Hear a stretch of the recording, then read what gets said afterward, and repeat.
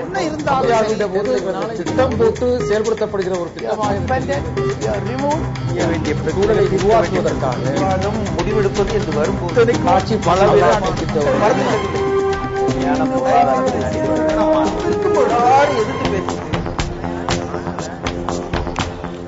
வணக்கம். நேர்பட வயசு நிகழ்ச்சிக்கு அனைவரையும் அன்புடன் வரவேற்கிறோம்.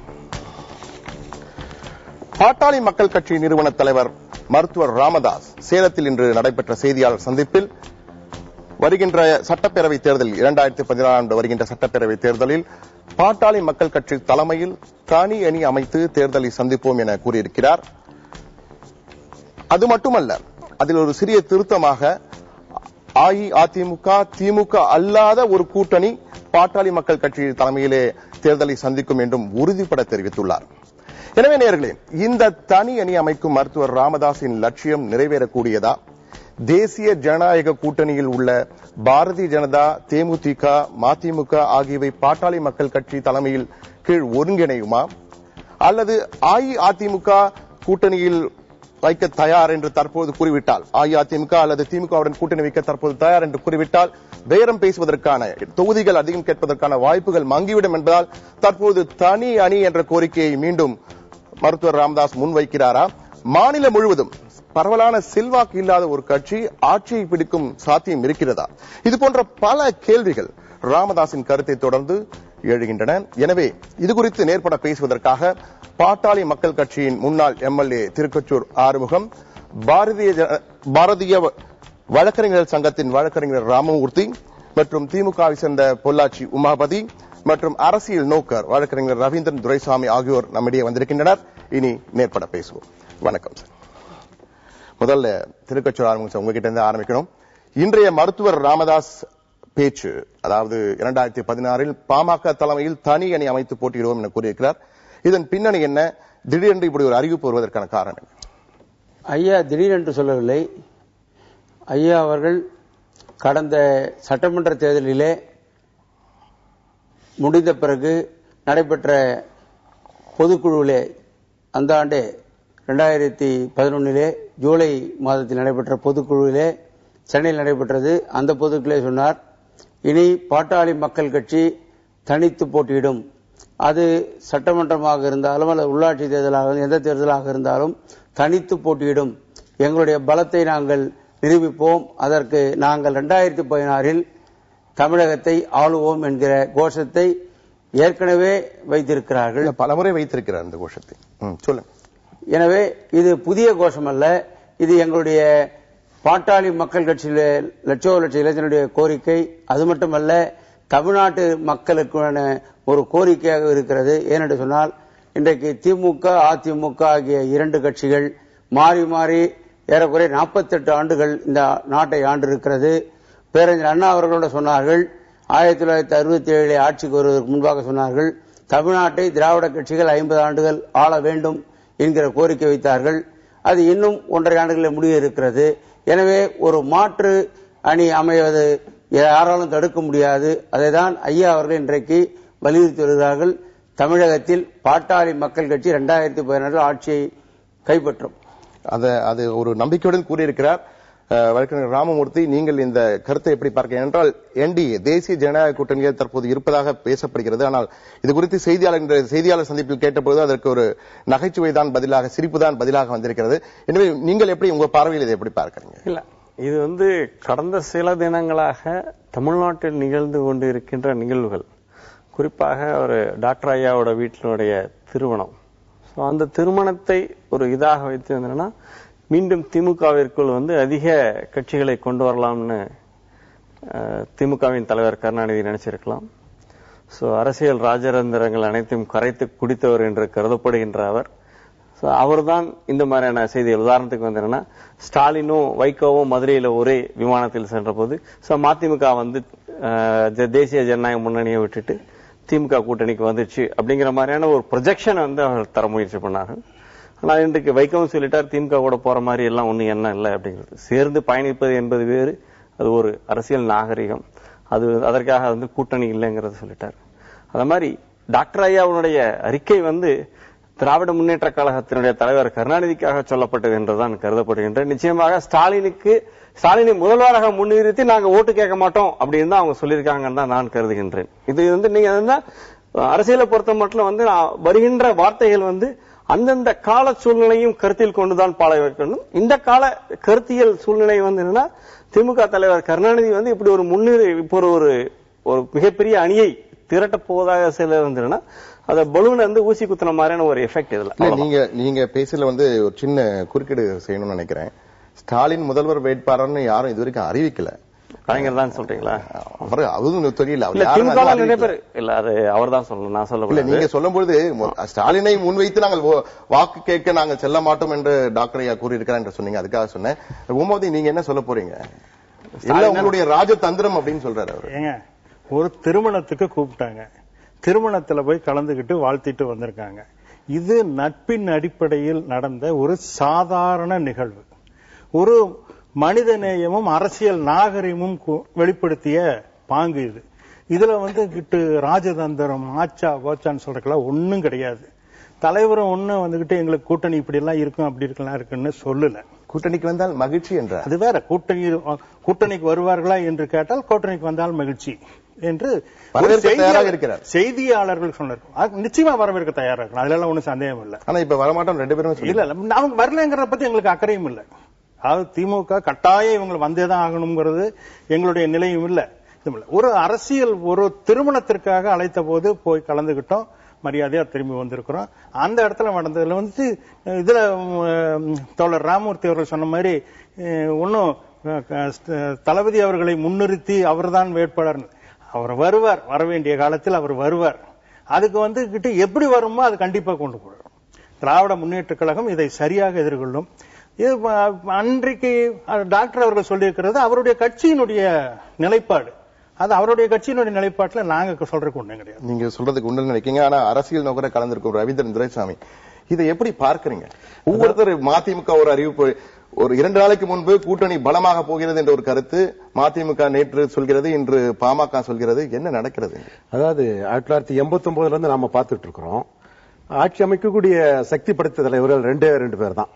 அதிமுக பொதுச் செயலாளர் ஜெயலலிதாவும் திமுகவில் கருணாநிதியும் தான். இவங்க 2 பேரும் தான் உறுதியாக நிரூபிக்கப்பட்ட எஸ்டாப்ளிஷ் லீடர்ஸ் தமிழக அளவுல. மற்றபடி நாங்க ஆட்சி அமைப்போம், நாங்க தேசிய கட்சி ஆட்சி அமைப்பு பாஜக தங்களோட விருப்பத்தை சொல்றாங்க. 2011 அதிமுக கூட்டணி போன விஜயகாந்த் அவர் சுமார் ஒரு 20க்கும் மேற்பட்ட எம்எல்ஏக்கள் வச்சிருக்கிறாரு, அவர் சொல்றாரு. அந்த வரிசையில பாமகவும் நாங்க ஏதோ ஒரு கட்சிக்கு கூட்டணி போகக்கூடிய ஒரு கட்சி அல்ல, நாங்க ஒரு பெரிய சக்தி தான்ங்கிறத காட்டுறதுக்கு தங்களை ஒரு பெரிய போல்ஸா காட்டுறதுக்கு எல்லாரும் சொல்ற மாதிரி பாமகவும் இதை சொல்றாங்க. இந்த அளவுக்கு தான் இதை எடுக்க முடியும். அரசியல் களம்னா என்னன்னா எல்லா கட்சியுமே அதிகாரம், தங்களால எந்த அளவுக்கு அதிகாரம் கிடைக்குமோ, தங்களுக்கு எவ்வளவு வாக்கு வங்கி எவ்வளவு டிமாண்ட் இருக்கோ அது தக்கன அதிகாரத்தை பெறதான் எல்லாரோட நோக்கமா இருக்க முடியும். குறிப்பா சொல்ல போனா 96ல திமுகவும் தமாகவும் சேர்ந்து மிகப்பெரிய ஒரு அலையாக மிகப்பெரிய வெற்றியை பெற்றாங்க. அடுத்தால 98 தேர்தலில் கொள்கை எதையுமே பற்றி கவலைப்படாம தோத்து போன பாஜக, தோத்து போன மதிமுக, தோத்து போன பாமக, தோத்து போன அதிமுக எல்லாரும் சேர்ந்தாங்க. அதே மாதிரி 2016லயும் தங்கள் பலத்துக்கு ஏற்ப தோத்து போன கட்சிகள்லாம் ஒன்னா சேருங்கிறதான் இயல்பான ஒரு அரசியல் நிகழ்வா இருக்க முடியல. நிச்சயமா கடந்த கால வரலாறு வைத்து நீங்க பேசுறீங்க. ஆனா தற்போது டாக்டர் ராமதாஸ் இன்று அறிவித்திருக்கிறார் பாமக தலைமையில் புதிய அது இப்ப என்னன்னா பாஜக நாங்க தேசிய சக்தி தமிழ்நாட்டுல பாஜக தான், காங்கிரஸ் விழுந்துட்டு நாங்க தேசிய சக்தியா முன்னெடுத்து வர போறோம்னு தாங்க திமுக அதிமுக இல்லாத இதுக்கு நாங்க தான் முக்கிய சக்திங்கிறத பாஜக முன்னிறுத்தி பண்றாங்க. தேமுதிக சட்டசபை எதிர்க்கட்சி தலைவரா இருக்கிறாரு, அவரும் நாங்க அடுத்த முதல்வருங்கிற அளவுக்கு இது பண்றாரு. அவர் ஒரு கூட்டணியில 2011 வெற்றி பெற்றாரு, 14 தோல்வி அடைந்தாரு. இவங்க பாஜக பொறுத்தவரை ஒரு சீட்டு ஜெயித்திருக்காங்க, தொடர் தோல்விதான் அவங்களும். பாமக பொறுத்தவரை 2011 தோல்வி அடைந்தாங்க, 14 ஒரு சீட் தான் வெற்றி பெற்றிருக்காங்க. என்றாலும் தாங்கள் ஏன் தங்களை குறைச்சு மதிப்பிடணும், நாங்க பெரிய கட்சி ஒரு போஸ்டரா மக்கள் மத்தியிலையும் மீடியாக்கள் மத்தியிலையும் தொண்டர்களை உற்சாகப்படுத்துவதற்கும் வேகமா சொல்லக்கூடிய ஒரு முயற்சி தான் இது. அதாவது தொண்டர்களை உற்சாகப்படுத்துவதற்காக கொண்டு வரப்பட்ட ஒரு முயற்சி. நிச்சயமா அல்லது நாங்க திமுக அதிமுக கூட்டணி சேர்ந்து சீட்டு வாங்கக்கூடிய ஒரு கட்சின்னு சொன்னா அந்த கட்சியோட அளவு சிறிதாக பார்க்கப்படும். இது நாங்க வந்து இப்ப நாங்க 2016 நாங்க தனிச்சுதான் நிக்க போறோம்னு சொல்லும் போது 2016 வர்றது வரை இந்த கட்சி பெரிய கட்சியான ஒரு தோற்றம் கிடைக்கும் இல்லையா? அதை தான் பாஜக செய்யறாங்க. அது 2016 தான் அவங்க என்ன முடிவு எடுக்க போறாங்க நம்ம உறுதியா தெரியும். பேசுவதற்கான ஒரு வாய்ப்பா எடுத்துக்கலாம். நிச்சயமாக. நீங்க என்ன சொல்றீங்க திருக்கோச்சூர் ஆறுமுகம்? சார், இது வியாபாரம் இல்ல, அரசியல் பண்றோம். நாங்க வந்து பேரம் பேசுவதற்கான ஒரு முயற்சியில் ஐயா அவர்கள் கடந்த 3.5 ஆண்டுகளாக தொடர்ந்து வலியுறுத்தி வருகிறார். நீங்க கூட சொன்னீங்க செல்வாக்கு இல்லாத கட்சின்னு. நீங்க மாநிலம் முழுவதும் செல்வாக்கு இல்லாத கட்சி என்று சொன்னீங்க. நீங்க நினைக்கிறது தவறு இல்ல. பொதுவான நீங்க வந்து கிராமங்களுக்கு பார்ப்பதில்லை. கடந்த கால மேலெழுந்த வாரியாக சொல்லக்கூடாது. இல்ல, கடந்த கால மக்கள் கட்சிக்கான ஒரு தூணாக இன்றைக்கு இளைஞர்கள் லட்ச இளைஞர்கள் இருந்து கொண்டிருக்கிறார்கள். தமிழகம் முழுக்க எங்களுடைய கட்சி வலுவாக இருக்கிறது. அதுவும் குறைந்தபட்சம் 160 தொகுதிகளில் நாங்கள் மிக அறுதி பெருமானை பெறுகிற அளவிற்கு எங்களுடைய கட்சி தேர்தலில் வெற்றியா வரலையே. அது இல்ல.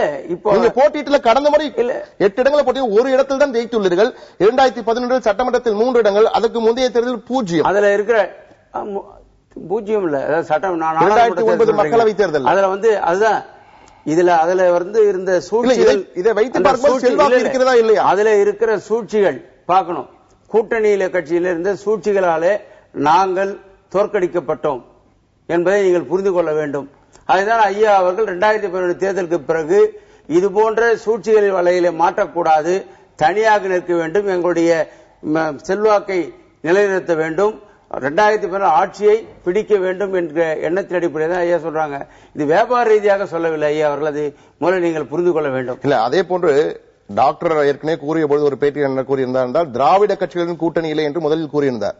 ஆனால் தற்போது அதை கொஞ்சம் மாற்றி அதிமுக திமுக அல்லாத ஒரு கூட்டணி என்று கூறுகிறார். என்றால் கடந்த முறை ஒரு விமர்சனம் எழுந்தது, தேமுதிகவும் அதிமுகவும் திராவிட கட்சிகள் அல்ல என்ற ஒரு கேள்வி எழுந்தது. அதனால தான் தற்போது மாறி கூறியிருக்கிறார். இல்ல, அதாவது இங்க ஆண்டு கொண்டிருக்கிற கட்சிகள் 2 கட்சி தான். 5 வருஷத்துக்கு ஒரு தடவை தமிழ்நாட்டில் ஆட்சி மாறுது. திமுக 5 வருஷம்னா அதிமுக 5 வருஷம் மாறி மாறி வருது. இவங்க தான் இன்றைக்கு 50 ஆண்டு காலம் 48 ஆண்டு காலம் ஆட்சி செய்திருக்கிறார்கள். எனவே இவர்கள் இல்லாத ஒரு கூட்டணியை அமைக்க வேண்டும், அதற்கு பாட்டாளி மக்கள் கட்சி தலைமை ஏற்க வேண்டும் என்கிற ஒரு நோக்கத்தோடு ஐயா அவர் சொல்லியிருக்கிறார்கள். ராமூர்த்தி தற்போது இவர் கூறுவதை பார்க்கும்போது பாமக தலைமையில் ஒரு கூட்டணி என்று கூறுகிறார். ஆனால் தற்போது தேசிய ஜனநாயக கூட்டணியில் பாமக இருக்கிறதா என்பதே தெளிவுபடுத்தப்படாத ஒரு குழப்பமான நிலையில் தான் இருக்கிறதா இல்லையா என்றே தெரியவில்லை. என்றால் இன்று செய்தியாளர் சந்திப்பிலும் அதற்கு உரிய பதில் கிடைக்கவில்லை. இந்த நிலையில் பாரதிய ஜனதா கட்சி இது போன்ற ஒரு பாமக தலைமையில் இருப்பதற்கு ஒப்புக்கொள்ளும் நீங்க நினைக்கிறீங்களா? இல்ல, கூட்டணி பற்றி பேசுகின்ற ஒரு அரசியல் நோக்கங்களை கேட்கிறேன். கூட்டணி வந்து என்னன்னா 2016 தேர்தலுக்கு முன்னாடிதான் அதை பத்தின ஒரு சிந்தனையே வந்து எழப்போறது. நிச்சயமாக அடுத்த 2 ஆண்டுகள் பாமக மட்டும் இல்லாமல் ஒவ்வொரு கட்சிக்குமே வந்து என்னன்னா தங்களுடைய பலத்தை அதிகரிப்பதற்கான திட்டங்களும் அதனோட செயல்பாடுகளும் இருக்கத்தான் செய்யும். ஏன்னால் அது இல்லைன்னா அந்த அரசியல் கட்சியாக தனியாக இயங்க வேண்டிய அவசியமே இல்லை, சேர்ந்து இயங்கிடலாம். ஆனால் அந்த வகையில பார்க்கும்போது பாட்டாளி மக்கள் கட்சி அந்த மாதிரி ஒரு தீர்மானமோ அவர்கள் அந்த மாதிரி ஒரு ஆசைப்படுவதோ வந்து அரசியல் ரீதியாக தவறு என்று யாரும் சொல்ல முடியாது அந்த விஷயம். ஆனால் கூட்டணி என்று வரும்போது, கூட்டணிக்கு தலைமை என்று வரும்போது சம்பந்தப்பட்ட கூட்டணி கட்சிகள் அனைவரும் சேர்ந்துதான் எடுக்க வேண்டிய தீர்மானம் வந்து பாரதிய ஜனதா கட்சியை பொறுத்த மட்டும் வந்தனா நிச்சயமாக கூட்டணி கட்சிகள் அனைவருக்குமே உரித்தான மரியாதை தந்துதான் வந்து நாடு முழுக்க அனைத்து மாநிலங்களும் செயல்பட்டு கொண்டு வந்திருக்கின்றனர்.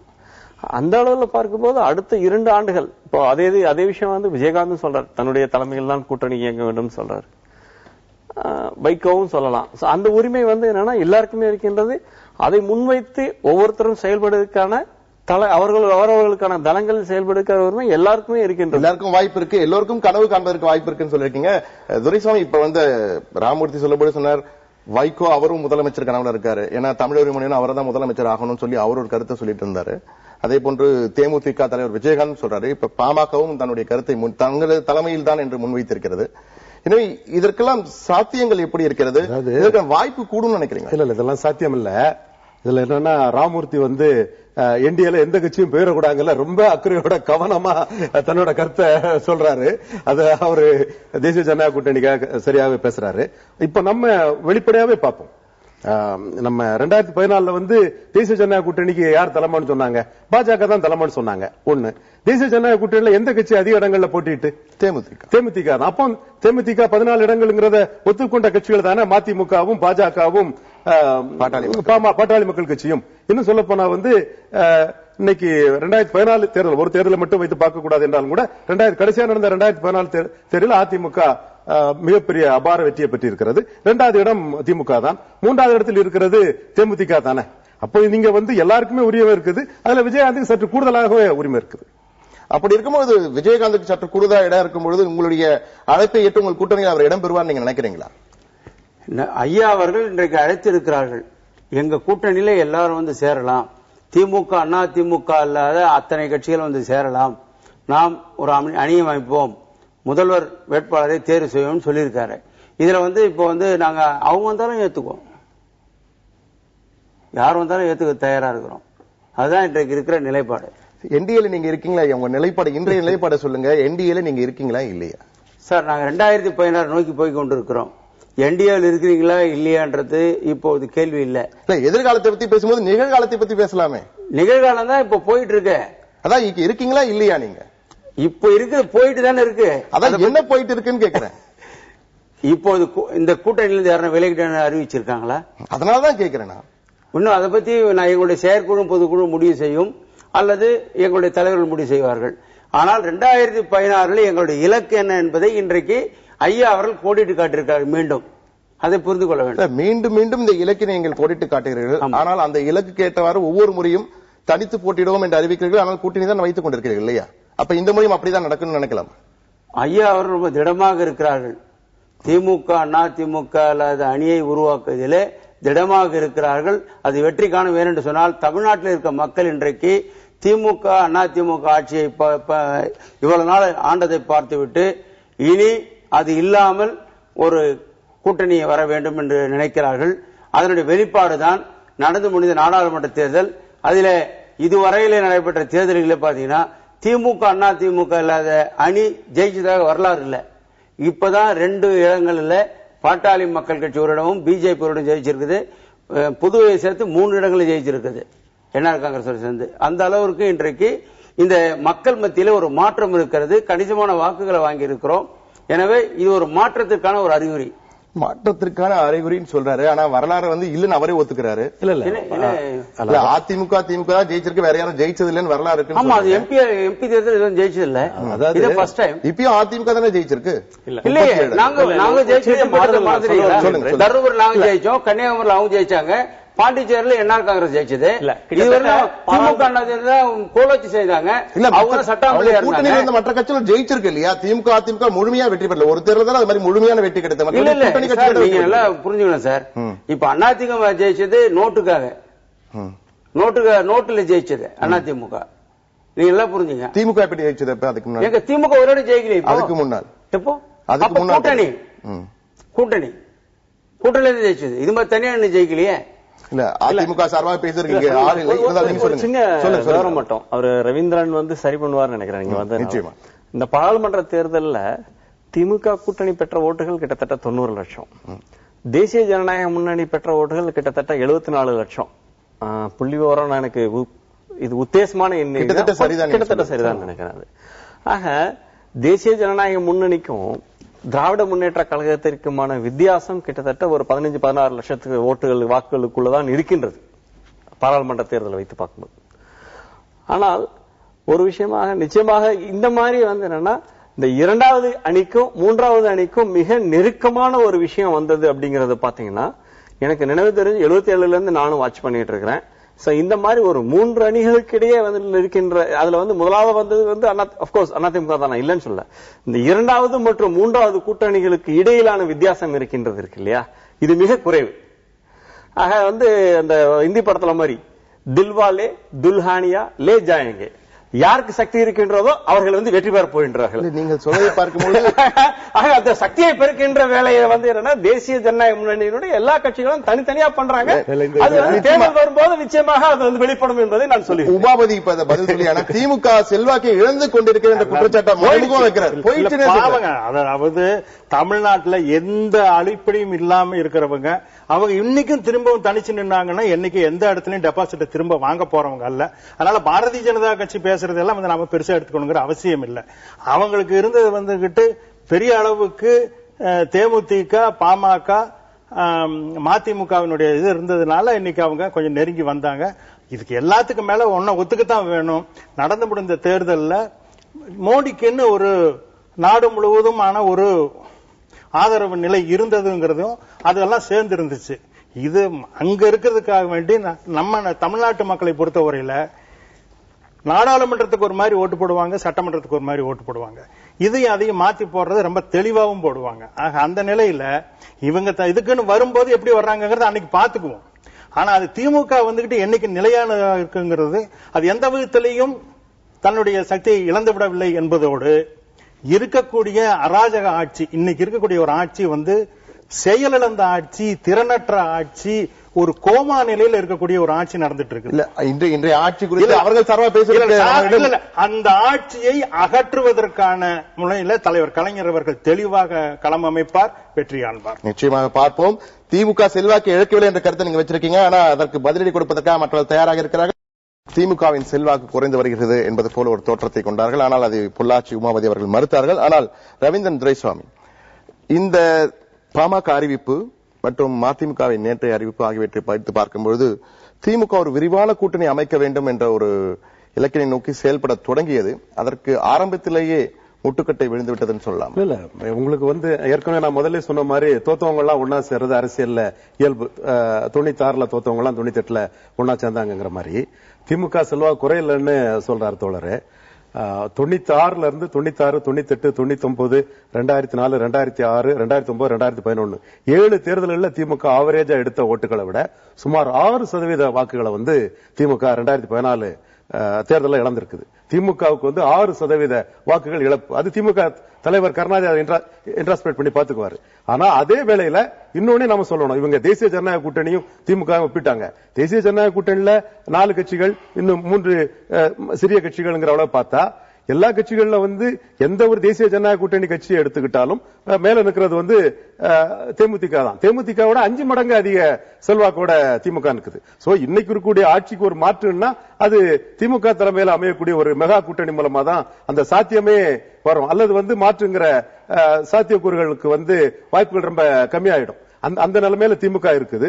சோ அவங்க வந்து மீண்டும் இன்னும் 5 வருஷம் அதிமுக ஆட்சிக்கு வராம தடுக்க என்னங்கிற அந்த நிர்பந்தம் காரணமாக திமுக வந்து ஒரு மெகா கூட்டணி அமைக்கக்கூடிய வீகத்துக்கு தான் போவாங்க. 2004 மக்களவை தேர்தல் அமைச்ச மாதிரி இப்பவும் அமைக்கக்கூடிய வீகம் தான் போவாங்க. அந்த வீகம் வரும்போது பெரும்பாலான கட்சிகளோட நோக்கங்கள் என்னன்னா, அந்த இடத்துல நமக்கு என்ன பேரும், நம்ம இடம் என்ன, நம்ம பலத்துக்கு என்ன இடம், அவரோட நாம குறைஞ்சிடக்கூடாது, இவரோட நாம கீழே போயிடக்கூடாதுங்கிற நோக்கத்துலதான் தங்களுக்குள்ள ஒரு போஸ்டரை கொடுக்கறாங்க. மேலும் அரசியலுக்கு வந்து இன்னும் 2016 மே கிட்ட 20 மாசங்கள் இருக்குது. அரசியல் 20 மாசங்கிறது ரொம்ப ஒரு நீண்ட கால டைம். அதுவரை எப்படி அரசியல் பண்ணாம இருக்க முடியும்? அதுக்காக தான் எல்லாரும் தங்களை சீஃப் மினிஸ்டரா கிளைம் பண்ணிக்கிறது. இல்ல இது போன்ற ஒரு கருத்தினை ராமூர்த்தி நீங்க தான் சொல்லணும். திமுக வந்து இப்பொழுது மெகா கூட்டணிக்காக வித்திடுவதற்கு முயற்சி எடுத்தது. ஆனால் ஆரம்பத்திலேயே அதற்கு ஒரு தடை ஏற்பட்டிருக்கிறது. இந்த சூழலில் பாரதிய ஜனதா இந்த போக்கினை எப்படி அணுகும் நினைக்கிறீங்க? என்றால் பாமக தலைமையில் அவர்கள் கூட்டணி என்கிறார். மதிமுக யாருடன் போவது என்று தெரியவில்லை. ஆனால் தற்போதைக்கு திமுகவுடன் கூட்டணி இல்லை என்று கூறியிருக்கிறார். பாரதிய ஜனதா அணுகுமுறை எப்படி இருக்கும்? நிச்சயமாக 2 கட்சிகளுக்கு இடையெல்லாம் போட்டி இருக்க போகிறது, இல்லது 2 அணிகளுக்கு இடையெல்லாம் போட்டி இருக்க போகிறது அப்படின்னா, ஒரு சிறிய உதாரணத்தை சொல்கின்றேன். இன்றைக்கு மேற்கு வங்கத்தில் வந்து திரிணாமுல் காங்கிரசினை எதிர்த்து அரசியல் செய்யக்கூடிய கட்சியாக பாரதிய ஜனதா கட்சி வந்திருக்கின்றது. இந்த ஒரு விஷயத்தை வந்து 2014 மே மாசத்து எலெக்ஷன் முன்னாடி வரைக்கும் யாருமே ஒத்துக்கல, அரசியல் நோக்கர்கள் யாரும். ஆனால் இன்றைக்கு தேதியில நிச்சயமாக திரிணாமுல் காங்கிரஸை எதிர்த்து அரசியல் செய்து அதன் மூலமாக வந்து 2ஆம் இடத்திற்கு முன்னேறி கொண்டிருக்கின்ற கட்சி என்பதை எல்லாருமே நோக்கர்கள் ஒத்துக்கின்றனர். அதே மாதிரியான ஒரு விஷயம் தான் தமிழகத்தில் 2ஆம் இடத்திற்கு முன்னேறி விட்டதான் சொல்ல முடியுமா உறுதியா? மேற்கு வங்க இடதுசாரிகள் தான் இன்னும் வலுவா இருக்காங்க. இல்ல, நீங்கள் வந்து அதனாலதான் சொல்லுகின்றேன், இப்ப பல்வேறு இடங்களில் வந்து என்னன்னா இடதுசாரி கட்சிகளை விட்டு, அது மேற்கு வங்கத்திலும் சரி கேரளாவினுடைய வட கேரளத்திலும் இந்த 2 விஷயம் நடக்குது. இடதுசாரி கட்சிகளிலிருந்து நிறைய தொண்டர்கள் வந்து பாரதிய ஜனதா கட்சிக்கு புதிதாக வந்து கொண்டிருக்கின்றார்கள். தமிழகத்தில் வந்து என்னன்னா இன்றைக்கு வந்து என்னன்னா ஆளுகின்ற அண்ணா திராவிட முன்னேற்ற கழகத்தினுடைய முன்னாள் முதல்வராக இருந்த ஜெயலலிதா தண்டிக்கப்பட்டார். அது அந்த கட்சியில ஒருத்தர் தான் தண்டிக்கப்பட்டார். ஆனால் அடுத்த 20 மாதங்கள் எல்லாம் இதனுடைய காட்சி மக்கள் மத்தியில் என்ன வரும்னா, இன்றைக்கு 2G ஸ்பெக்ட்ரம்ல சார்ஜஸ் ஃப்ரேம் ஆயிருக்கின்றது. ஆக அதிமுகவினுடைய முன்னாள் முதல்வர் தண்டனை பெற்றதை திமுகவால் முழுமையாக அவர்களால் மக்களுக்கு கொண்டு செல்ல இயலாது. ஆனால் நிச்சயமாக இந்த 2 கட்சிகளுமே ஒரு ஊழல் கட்சிகள் என்பது ஒரு புதியதான ஒரு அரசியல் தளத்தை மக்களுக்கு கொண்டு செல்லக்கூடிய சக்தி இன்றைக்கு பாரதிய ஜனதா கட்சி இருக்கின்றது. அதனுடன் இணைந்த தேசிய ஜனநாயக முன்னேற்ற கட்சிகள் அனைத்திற்குமே அவை இருக்கின்றது. இதைத்தான் நாங்கள் முன்வைத்து 2016 எலெக்ஷன்ல சந்திக்க போயிடும். அதனால்தான் முதல்ல நான் சொன்னேன், தலைமை யார் என்பது நீங்கள் தலைமை யார் என்பது அந்த சமயத்தில் தீர்மானம் பண்ணிக்கலாம். பாமக தலைமை ஏற்பு தயாரா இருக்கு. அந்த சமயத்தில் அது தீர்மானம் பண்ணணும்னு சொல்ல உமாபதி ஏதோ சொல்றேன், சொல்லுங்க உமாபதி. ஏதோ திமுகவும் அதிமுகவும் ஊழல் கட்சிங்கிற மாதிரியும் பாரதிய ஜனதா கட்சி ஊழல் கரையே படியாத உன்னதமான ஒரு பரிசுத்தமான கட்சிங்கிற மாதிரியும் பேசிட்டு இருக்காரு. அதுக்கு இருக்கக்கூடிய எடியூரப்பாக்கெல்லாம் நாங்க பார்த்துட்டு தான் இருக்கிறோம். பங்காரு லட்சுமணர்களை நம்ம பார்த்துட்டு தான் இருக்கிறோம். அங்க இருக்கக்கூடிய ஊழல் கரை ஏராளமா இருக்கு. என்ன வெளிநாட்டு கட்சி, இந்த ஊர் கட்சி இல்ல, அதனால அதை பத்தி முழுசா தெரியாம இருக்குது. அவ்வளவுதானே தவிர அவங்க ஊழலுக்கு அப்பாற்பட்டவங்களோ பரிசுத்தமானவங்களோ நிச்சயமா இல்ல. அதை விடவும் திமுகவினுடைய இதுல எந்த விதத்திலையும் பத்திரிகையாளர் சொன்ன மாதிரி அது சரிதான், ஒப்பீட்டு அளவுல அது சரிதான். ஆனா எதை எப்படி பார்த்தாலும் 1991 பொறுத்தவரையில திமுக மிகப்பெரிய தோல்வி. ராஜீவ்காந்தியினுடைய கொலையை அடுத்து ஒரே ஒரு சீட்ல தலைவர் கலைஞர் தவிர மற்ற அத்தனை பேரும் தோத்தோம். 91 தோத்ததுக்கு அப்புறம் 93 அதோட வைகோ பிரிஞ்சு போகும்போது இன்னும் ஒரு பெரிய சரிவு. 96 மிக குறுகிய காலத்துல திமுக எமர்ஜ் ஆகிறதுக்கு வாய்ப்பு இருந்துச்சு. அன்னைக்கு நரசிம்மராவ் ஜெயலலிதா தான் கூட்டணி வச்சதுனால அன்னைக்கு தமாக வந்தது, பிரிஞ்சது, சேர்ந்துச்சு. இந்த காட்சிகள்லாம் அரசியல்ல வந்துச்சு. ஆனா எந்த நிலையிலும் திராவிட முன்னேற்ற கழகத்தை வெற்றி பாதையில் அழைத்து செல்வதற்கு எங்களிடம் தலைவர் கலைஞர் இருக்கிறார், தளபதி இருக்கிறார், பேராசிரியர் இருக்குங்க. ரவீந்திரன் துரைசாமி என்ன சொல்றாரு? அவர் ராமூர்த்தி கன்விக்டடுக்கும் அக்யூஸ்டுக்கும் டிஃபரன்ஸ் எல்லாம் பேசுறாரு. ஓகே, அவர் எதிர்பார்ப்பு இல்ல, அப்படி அதே எதிர்பார்ப்பா இருந்தாங்க. அப்படி இல்ல அப்படின்னா அவங்க ஏடிஎம்கே மேல போய் சாப்பிட்டா இருக்காங்கன்னு அர்த்தம் அப்படிதான் வருது. அவர் இருக்கலாம், மோடி இருப்பாருன்னு எனக்கு தோணல, ராமூர்த்தி இருக்கலாம். பட் அக்யூஸ்ட்ங்கிற பாயிண்ட் பார்த்தா அன்புமணி அக்யூஸ்ட் தானே, அதை ஏன் மறந்துட்டு பேசுறாங்க சார்? அன்புமணி அக்யூஸ்ட் தானே சார்? அன்புமணி அக்யூஸ்ட் சொல்ல முடியாது. அவர் இந்தூர் மெடிக்கல் காலேஜ்ல அவர் இது பண்ணாரு, சீட்டே அதிகப்படுத்தி கொடுத்திருக்காரு. அதற்கான ஆதாரங்கள் சொல்ல முடியாது. நிரூபிக்க முடிஞ்சதா? இல்ல 100 கோடி 200 கோடி வாங்கிட்டார், நிரூபிச்சாங்களா? 1,76,000 கோடி.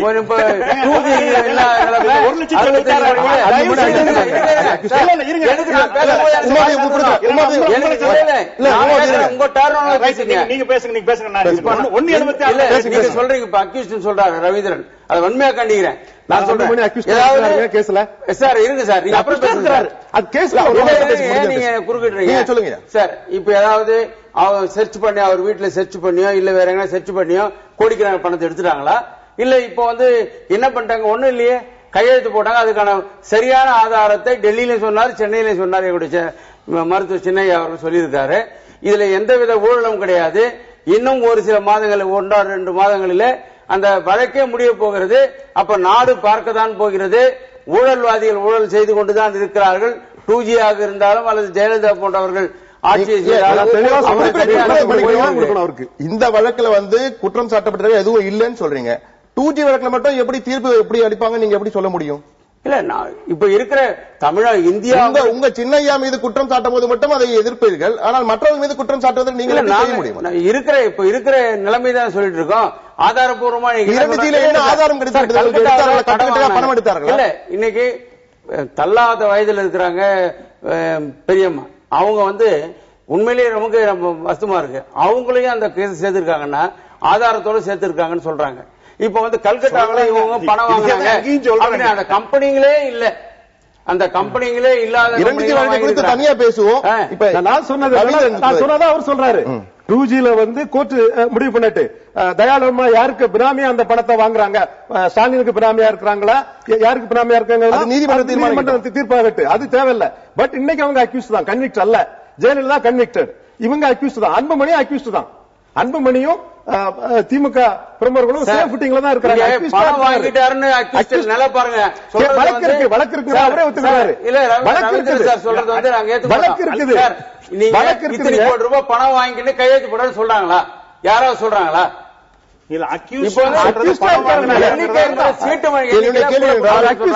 குற்றம் சாட்டப்பட்டவரா இல்லையா? இதை வந்து மறைக்கிறாங்க. அவசியமே கிடையாது. ராமமூர்த்திக்கு ஒரு வாய்ப்பு கொடுப்போம். ஒரே ஒரு சின்ன வாய்ப்பு சொல்லுங்க சார். நீங்க டிராபிக் வயலேஷன்ல வந்து மஞ்சக்கோட்டை தாண்டினாலும் அவங்க போய் 50 ரூபாய் கட்டுனா அதுவும் தண்டனை தான். அது தண்டனை இல்லைன்னு யாரும் சொல்ல முடியாது. 5000 கோடி ரூபாய் அடிச்சு அது ஜெயில் போனாலுமே அதுலயும் வந்து என்னன்னா அதுல வந்து ஃபைன், அதுலயும் ஃபைன் அமௌண்ட் தான் மேஜிஸ்ட்ரேட் போடுறாரு. சோ அதுவும் ஃபைன் அமௌண்ட் தான். சோ 2 குற்றங்களையும் நீங்க ஒரே அளவீட்டாக உங்களால பார்க்கவே முடியாது, அது தவறு. ரெண்டாவது விஷயம் வந்து எடியூரப்பா பத்தி ஒரு விஷயம் சொன்னாரு. சோ எடியூரப்பா வந்து இன்றைக்கு தேதியில வந்து அவர் வந்து முதலமைச்சராக இருந்து அந்த குற்றச்சாட்டு வந்தபோது அவர் பதவியை விட்டு வெளியேற்றியது மட்டும் கிடையாது. இன்றைக்கு அவர் திரும்ப பாரதிய ஜனதா கட்சிக்கு சேரும் பொழுது வந்து என்னன்னா அவருக்கு முதன்மைப்படுத்தி முன்னிலைப்படுத்தி எந்த விதமான பதவியும் அவருக்கு இல்ல அப்படிங்கறத வந்து உறுதிப்படுத்த பின்னாடி உள்ள வந்தார். ஆனால் அந்த மாதிரி ஒரு விஷயத்தை அவர்கள் வந்து ராஜாவை பத்தியோ கனிமொழியை பத்தியோ இல்ல கலைஞரை பத்தியோ அவர்களால் சொல்ல முடியும். இன்றைக்கு வந்து முக ஸ்டாலின் வழக்கில் இன்னும் தீர்ப்பு இல்ல. ஒரு வழக்கறிஞர், நீங்க வழக்கறிஞர் உங்ககிட்ட கேட்கிறேன், வழக்குல தீர்ப்பு வரல. எடியூரப்பாவையும் வழக்கு நடந்துட்டு இருக்கு.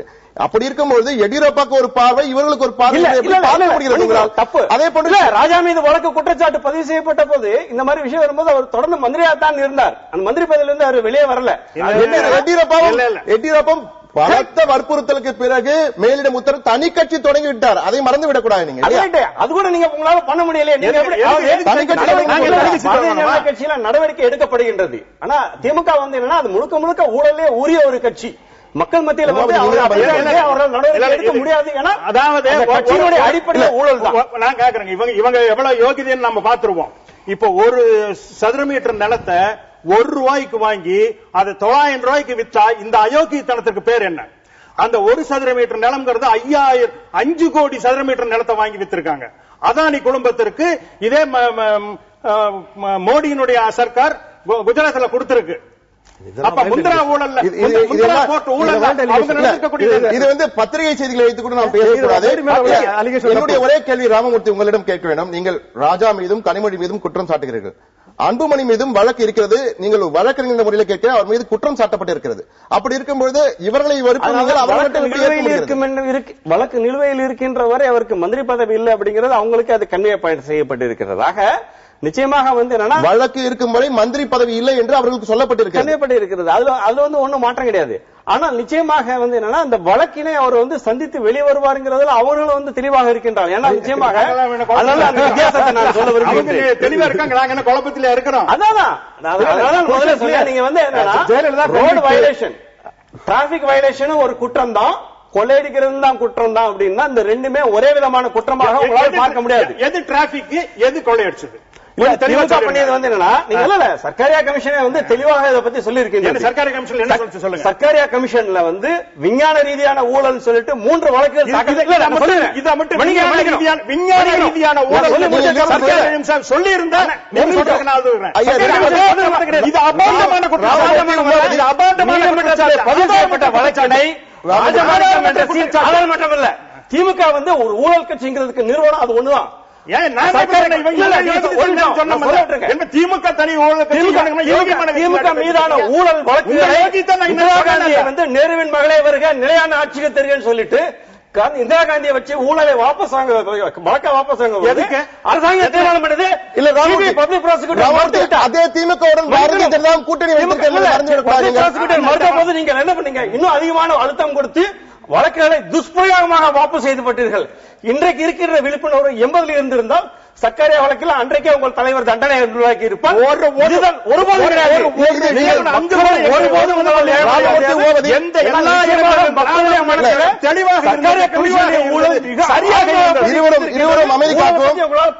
அமைதி காக்கும் ஊழல் குறித்து தனியாக பேசுவோம். ஆறுமுகம் உங்ககிட்ட வரேன். இப்ப அவர் மிக தெளிவாக கூறியிருக்கிறார், மந்திரி பதவி நீங்கள் வழக்கிலிருந்து விடுபட்டால் தான் மந்திரி பதவி வரும் கொடுக்கப்படும் உங்களுக்கு என்று கூறியதாக கூறுகிறார் ராமமூர்த்தி. பாரதிய ஜனதா கூறியதாக கூறுகிறார்.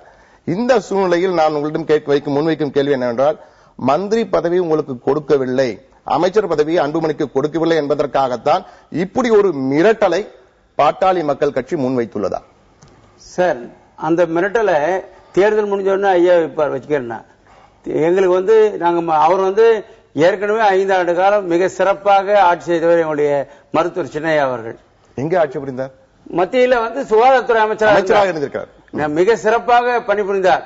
அப்பொழுது பிரதமரோட சொன்னார் 50 ஆண்டுகள் செய்யாதது 5 ஆண்டுகள் செய்திருக்கிற ஒரு வல்லமை படைத்த இளைஞர் மருத்துவர் அன்புமணி ராமதாஸ் சொன்னார்.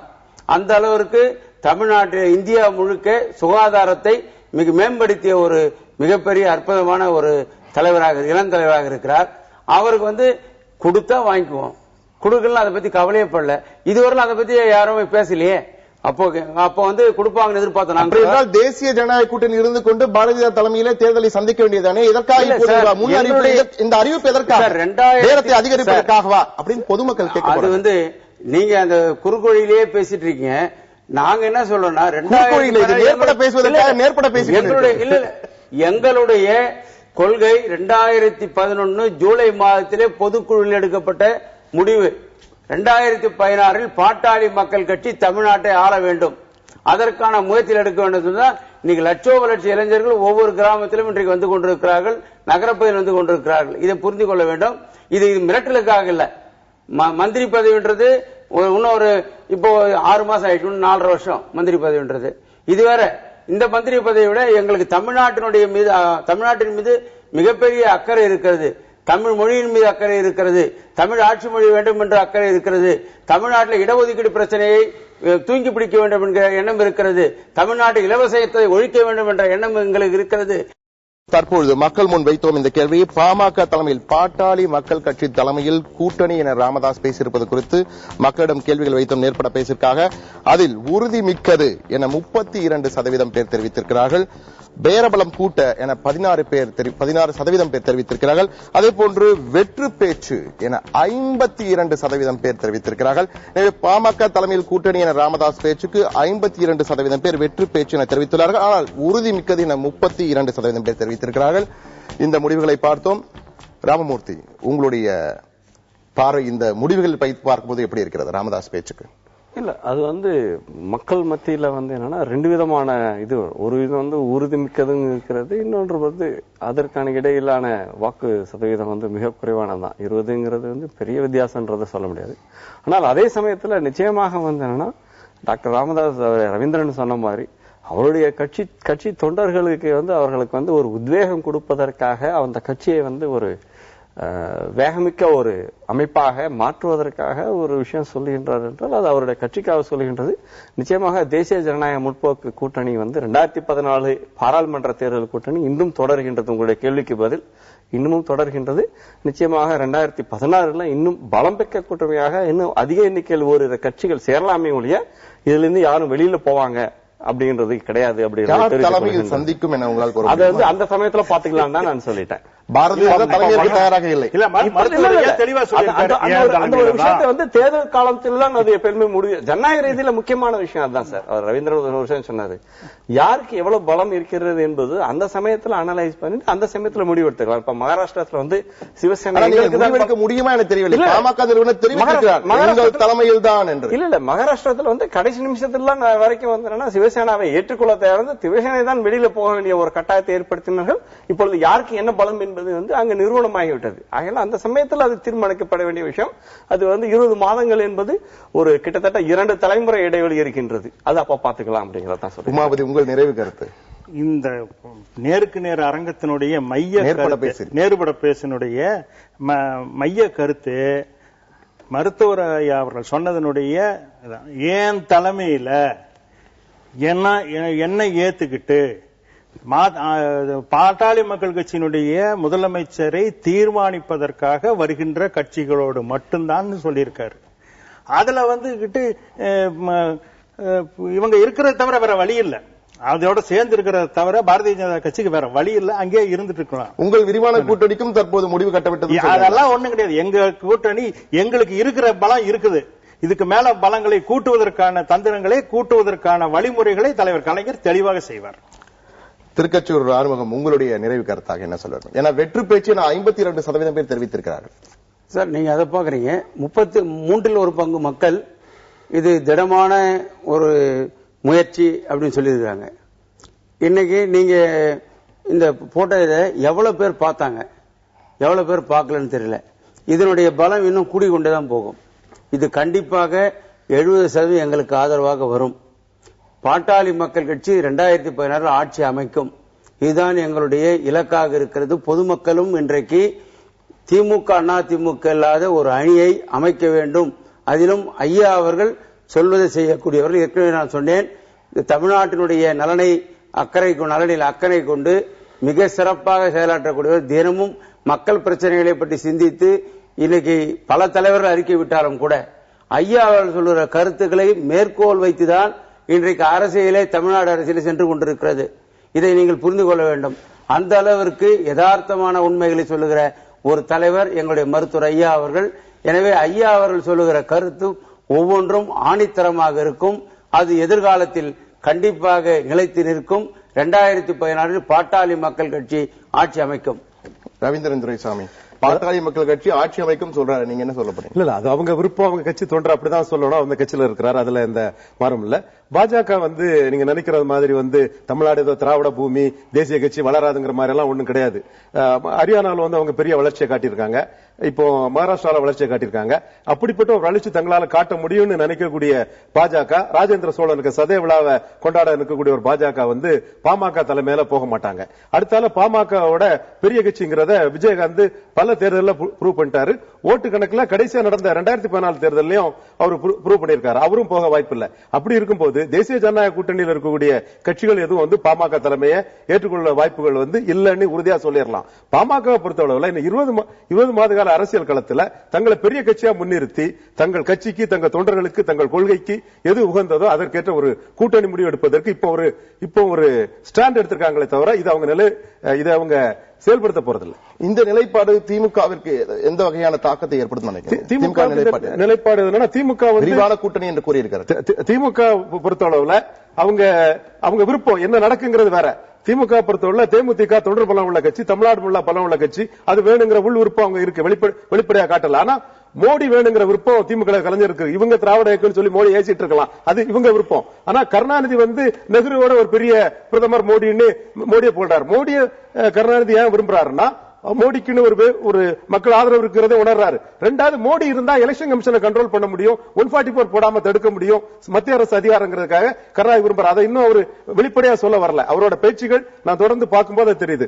ஒட்டுமொத்தத்தில் கருணாநிதியை பொறுத்தளவுல ஜெயலலிதா 37 இடங்களை பெற்று திமுக 6% வாக்குகளை இழந்து 7-8 தேர்தல் இல்லாத அளவுக்கு ஒரு பெரிய பின்னடைவை சந்தித்த சூழ்நிலையில் மிகப்பெரிய கூட்டணி வேண்டும் கருணாநிதி எதிர்பார்க்கிறாரு. அதுல பாமக இருக்கணுங்கிற எண்ணம் அவருக்கு இருக்குது. மகிழ்ச்சி என்று சொல்வதற்கு காரணம் தான் மதிமுக இருக்கிறது. யாருக்கு எவ்வளவு இடங்கள், யாருக்கு எவ்வளவு அதிகார பதிவு என்பதில் உள்ள ஒரு முடிவுக்கு வராதனால அதுவரை எல்லாரும் வீட்டுக்கு எல்லாரும் பேசிக்கொண்டுதான் இருப்பார்கள். அதிகார பங்கீடு வேண்டும் என்றால் மாற்றுக் கட்சியுடன் கூட்டணி வருவதுதான் முடிவாக இருக்க முடியும். அது 2016 மே மாதம் தெரியும். நிச்சயமாக. நேர்களே, பாமக தலைமையில் கூட்டணியினர் ராமதாஸ் பேச்சு குறித்து நீங்களும் உங்களுடைய கருத்துக்களை எடுத்து வைத்தீர்கள். அதே போது நமது அரங்கில பங்கேற்ற 4 விருந்தினர்களும் தத்தமது கருத்துக்களை எடுத்து வைத்தார்கள். மேலும் ஒரு நேர்பட பேசும் நிகழ்ச்சியில் மீண்டும் சந்திப்போம். வணக்கம்.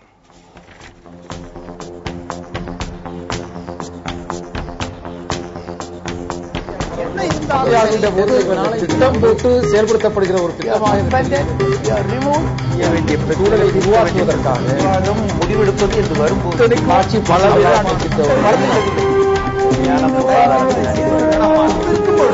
எதிர்த்து பேசிட்டு மக்கள் தங்களுடைய பங்களிப்பை அளிக்க வேண்டும்.